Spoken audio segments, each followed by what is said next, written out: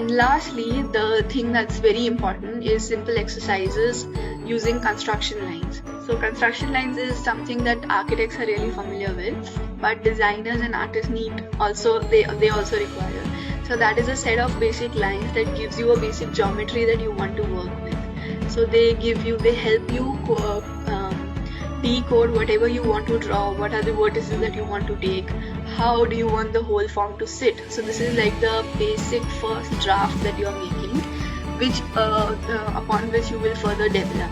So in this case, if you can see, this is just a very light construction drawing which is giving me all the straight lines, all the vertices that needs to be joined together, a basic idea of the form that I want to create with different lengths, with different kinds of shapes, forms, figures. Then if I were to develop it further, this is the kind of form that I have. So I have a basic understanding that okay, there's a bigger cuboid, it is joined with a slab to another shape, and because I have made those 3D, because I have made it 3D and I have made the depth, shown the depth, I am able to justify what I'm trying to make. And thirdly, if I just quickly sketch it out, see how much of an impact does it make. I can make changes in the same construction lines, I can add more construction, I can detail it out further. And if you observe really carefully in the second sketch, they were supposed to be of the same height, they were supposed to be at the same level, the second form and the third form. But then while making, I understood that okay, maybe there needs to show more division. So just by drawing the form and highlighting it differently, a lot of difference can come in drawing, in the way you draw, in the way you put it up. So this is a basic exercise that you need to follow. Just very quick, again, thumbnail sketches that you need to follow. You need to make these construction lines. So all of this is related to the previous exercises that I've already told.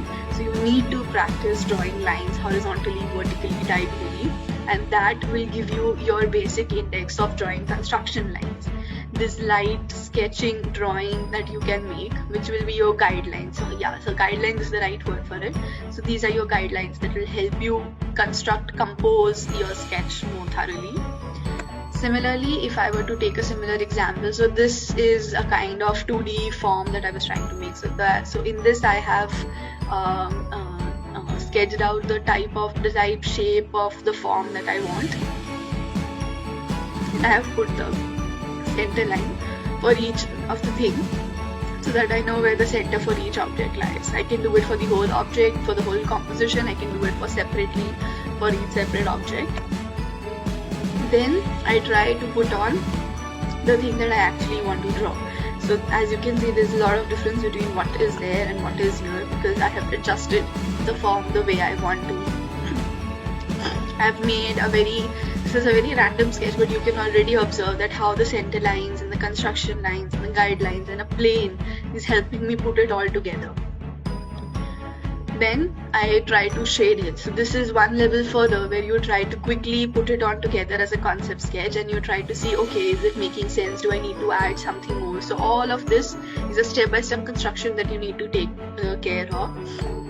Then I try to put on the 3D form. Okay, I want to draw it in 3D. How would I do that? Maybe if I give it some depth, maybe if I color it differently, I shade it differently, I would be able to justify what I'm trying to make. And then lastly, if I just put on some shadow, then it gives a more depth to the kind of drawing that you're trying to make. So this doesn't necessarily need to be a still life that you're trying to draw.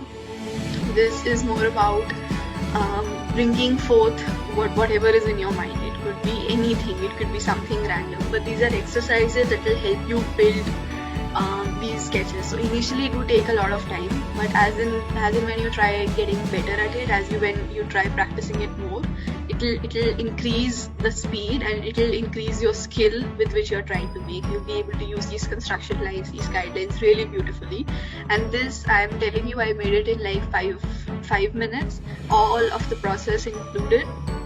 And maybe if you were to go for something bigger, it would have taken me maybe 10 minutes, but because I have my initial sketch in mind, I know what to draw, I know how to draw, I know what type of guidelines do I want. This makes the whole process easier. An important thing that you need to keep in mind is being good at drawing. When you say that you want to apply for design colleges, being good at drawing doesn't mean that you're good at still life or watercolors or drawing human figures. It means that you're able to imbibe these techniques in drawing anything. So this design could be product design, this design could be still life, it could be proportions, basic forms, free forms, anything. But if you're able to use these basic techniques, you'll be able to master any kind of drawing that you would want to make. So, and the last exercise that I wanted to introduce was drawing thumbnail sketches where you take into mind the perspectives. So there is two perspectives that we most commonly use. That's the 1 point and the 2 point perspective. So if you see in the first picture, I have tried to draw thumbnails using a 1 point perspective and keeping it at different locations throughout this small square. So I can keep it anywhere and I know how much area I'm trying to cover. So this small thumbnails will help you gauge, because when you're drawing a bigger composition with all the elements in mind, you are not able to judge, okay, how is the thing looking when I'm trying to draw it on a bigger scale, how will I see different objects. So these smaller thumbnails will introduce you to the concept, and what happens if I am seeing it from a bird's eye view, what happens if I see it from a lower eye view, from an ant's view, from a human view, from a different angle, what if it's kept at a corner. So these are different exercises that will help you use that skill further when you have to actually draw and draw fast. And so these are the basic exercises that you would want to use.